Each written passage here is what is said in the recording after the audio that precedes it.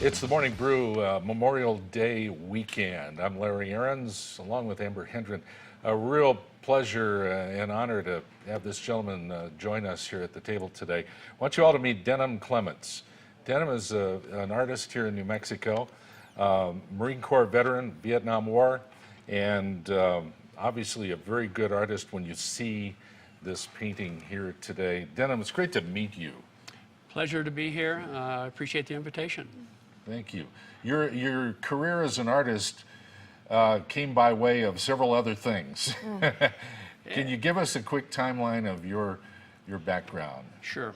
After the Vietnam War, I came back to a broken marriage, which was sad at the moment, but it opened doorways for me to have other experiences that a lot of other people don't have. And in a nutshell, within a year of my return, got on a sailboat with some friends that we'd never sailed before, and but you figured it out.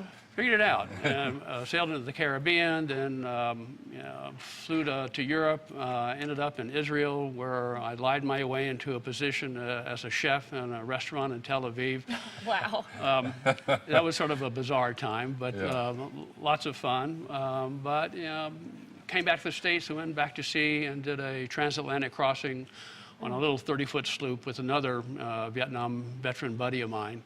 You know, from England to Portugal to Africa, down the West African coast, across the Atlantic. It took 29 days. And about that time, I had some creative impulses I wanted to address, so I moved to Taos Ski Valley, never having seen snow, never had seriously picked up paint and brush, but I worked at it for a couple of years, got discovered, and a career began. Whoa. Let's bring this painting up full screen on the camera. It's called Vietnam Elegy. Right. And describe this work and why it exists. Elegy, just to clarify for some people, is a lament. It is the process of grieving that people and families go through. Having painted for almost 40 years, technically I was able to handle almost anything with paint and brush. And I got to the point where the Vietnam experience never having left me, I thought, well, maybe I should think about addressing it. Opened up a trunk of old things that I even forgot that I brought back. And I had a number of artifacts and just stuff around that I thought, well, maybe I could start to piece this together, with the mission being to memorialize all the young men and the few women who died in the Vietnam War. And the piece is a tribute to them. As it developed, it became sort of a narrative on canvas. And as you look at all the various elements, each of those individual items have an individual story of their own. Look at the images here. You're such a good painter, too. They're so realistic. You served as a captain in the Marine Corps of Vietnam. Can you tell us about your duty and what you experienced briefly? In the Marine Corps in those days, they gave you 3 choices of duty stations: East Coast United States, West Coast United States, or Vietnam. And after officers training, 99% of us went right overseas. And so I was commander of a ground unit in Vietnam, and at that time I was a lieutenant. I was released from 6 years of active and inactive duty as a captain.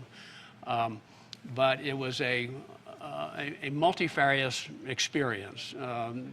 Average age was like 18 and a half, 19 years old. I was 22 when I got there.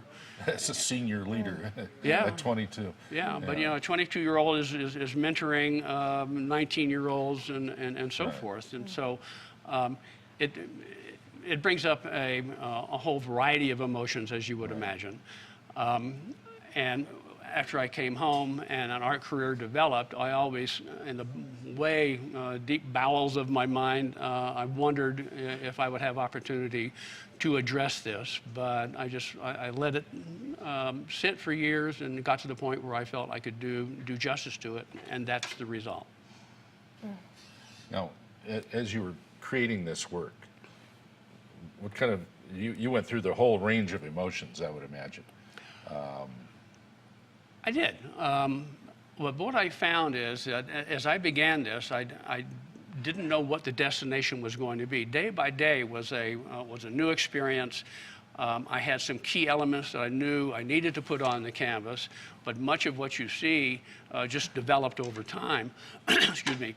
And what ultimately came of this was just so many ideas and stories that all together would help memorialize all those who did not make it back. And the piece is dedicated to 44 young Marine officers, most of which that I knew, I went through training with, who didn't come home, and to their families. And so this is for the veterans and their families. This story is not about me. Amber's father is a Vietnam vet. I'm of that era, and I didn't get drafted. That's a long story, but it's still a very poignant time, even if we never served there. Right. It affected a lot of families at the time. Right. And everybody's got their own story that is of that generation. Correct. And while we were doing the stuff of war over there, as you recall, and I know your dad does, it was a different attitude going on in the majority of this country. So Indeed. it was a very divisive period of time. And if you look on the canvas, I got to a point where some of my ideas were fracturing. And so I said, well, let it fracture. Let the whole piece start to tear apart, because that was what was happening to the country at that time. Right. And so I do address the stateside issues on this. Yes. And the real guts of this, from the emotional standpoint, was not so much doing the painting. It was when the website developed, and I was encouraged to maybe make it a semi-documentary. And so writing the scripts for all the videos really is what caused me most of the more challenging emotions, as opposed to actually the process of painting it. Now, this painting is here with us today. You haven't sold it for some reason? I began it with the idea, and I'm still committed to that, to donate the painting. So where it's going to go, I don't know. This is all sort of brand new. The website, VietnamElegy.com, was recently launched, getting tremendous response to that, overwhelmingly positive, and as you might imagine, from the vets. But I'm in no rush to donate it. I'm waiting to see where this takes me. And in the meantime, the website is promoting the piece, encouraging people to get into it. This narrative on canvas has a lot more going on to it than you might imagine just by looking at it. And we're having special prices being offered now for Memorial Day for those that might be interested in prints and posters. And again, VietnamElegy.com is where you go for that. So in throwing yourself into this work, Denham, has it helped you to sort of heal from your experience or make sense of your experience? it really has, because as I researched the practicality, the reasonableness to put certain things on the canvas, coupled with the research I had to do to really put those thoughts down in the written word and then out on the videos. I had to go through a lot of different things I was not anticipating, but even though at times it dragged on me emotionally, it has certainly been cathartic in terms of healing me a little bit, and it's my hope and prayer that it'll do the same thing for veterans, because this is for them, and my goal is for them to see this, and so that's the journey we're on right now. Just in the short time that we visited, I can tell you think about those men every day, don't you? Absolutely do. In the center of that canvas is an actual rubbing from the wall. Yes. Jack Dawson was a close friend of mine. He did not come home with the family's blessing. I put that on the canvas, and for me, it was the centerpiece of everything, and everything else sort of rotated around that, in a sense of maybe trying to lift up his memory, because the issue here is for these veterans never to be forgotten. What a remarkable tribute. I don't know if you've ever been to the the memorial in Angel Fire. It breaks my heart to go there, but I can't stop seeing that. Right. It's a combination of emotions. How do you feel when you go to a place like that? Or the wall itself in Well, Washington? the wall is certainly a difficult one Yes. because Imagine. It's difficult even if you haven't been there. right, Exactly. right. But when I first moved to New Mexico, just driving around, I went down into the Moreno Valley, and there was this white chapel that There just it sat is. up on the hillside, and that's all that was there then. Dr. Westfeld and I became, acquaintances.